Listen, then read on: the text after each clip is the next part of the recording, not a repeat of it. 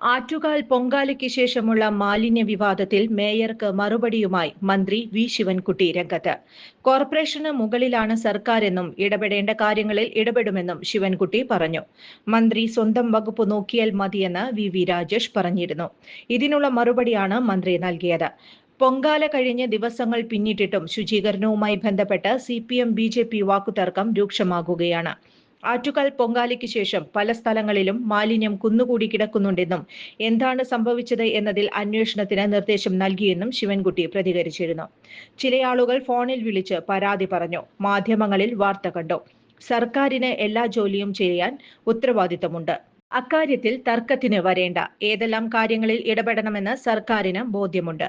സർക്കാരിന്റെ തലയിൽ കെട്ടിവെക്കാൻ ബോധപൂർവം ശ്രമം നടന്നിട്ടുണ്ടോ എന്ന് അറിയണമെന്നും മന്ത്രി പറഞ്ഞു. നഗരത്തിലെ മാലിന്യ നീക്കം പൂർത്തിയാക്കാത്തതിൽ പ്രതിഷേധിച്ച് ഡിവൈഎഫ്ഐ ആറ്റുകാൽ കൗൺസിലർ ഓഫീസിലേക്ക് മാർച്ച് നടത്തിയിരുന്നു. ഇടറോഡുകളിലും ക്ഷേത്ര പരിസരത്തു നിന്നും മാലിന്യം നീക്കിയില്ലെങ്കിൽ ഡിവൈഎഫ്ഐ ഇറങ്ങി വൃത്തിയാക്കുമെന്നാണ് വെല്ലുവിളി. എന്നാൽ CPM രാഷ്ട്രീയം കളിക്കുന്നുവെന്നാണ് കോർപ്പറേഷന്റെ ആരോപണം.